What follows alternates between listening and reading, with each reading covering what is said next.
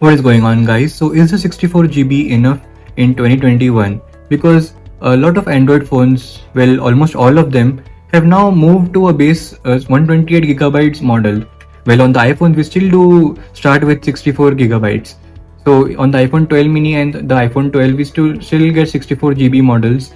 Well, I'm glad that on the Pro at least they switched to 128.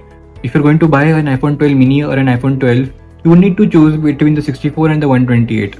Now many people just go for the 128 gigabytes because they know that the 64 gigabytes would be less for them. Do we really need to go for the 128, or is 64 still enough? First of all, to understand this, we should understand what would be our usage basically. So first of all, if you play a lot of games, so for example like Asphalt, it's 3 GB. One game is about 3 GB, and if you play a lot of other games as well which have heavy graphics, so they will be around 1 to 2 GB as well. So like this, if you play a lot of games, then 5 to 10 GB would be just with the games. The other thing that can utilize is apps whichever you use. For example, I use LumaFusion to edit my videos, and now the app is of 961 MB, but the moment I put my videos into that and edit my videos in LumaFusion, this storage will increase to like a lot. So if you're using apps like this that end up using a lot of storage, then this is also something to consider.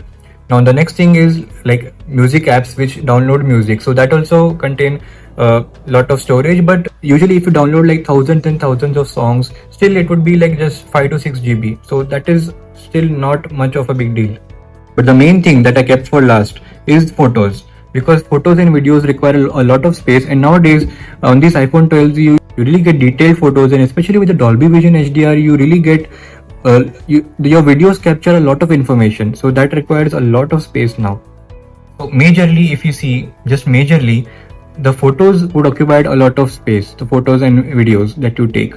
So if you're using an iCloud service like Google Photos or iCloud Photos, and if you're using that service, then I think 64 GB is more than enough, because all the other apps that you use will still go up to like 20 to 25. Well, depends on your usage and how many apps you store, but still it will not always get that full.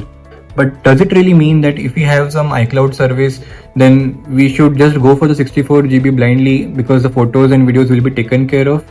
Well, not really, because what happens is if you have very less storage, because first of all these photos will be uploaded to iCloud later, but you still need storage to, when you're taking these photos and videos, you still need internal storage to store or write these photos and videos basically. That is why if you see, if the storage is low, then the phone's performance also is affected. The phone starts performing slow because it does not have that much capacity to read and write data. And especially if you're using iCloud service and all, always being connected to iCloud might not be possible. And if you're using Google Photos also, and if you don't have a good proper high quality package, then the photos will be compressed also. So that compromises will be there when you use some cloud service. Now on my iPad I have the 64 gigs model. The storage gets full really fast, I would say, because whenever I edit one video on this iPad, I have to delete other apps like games and all, because now I don't have any videos or anything, just some games, and it's still 16 GB used.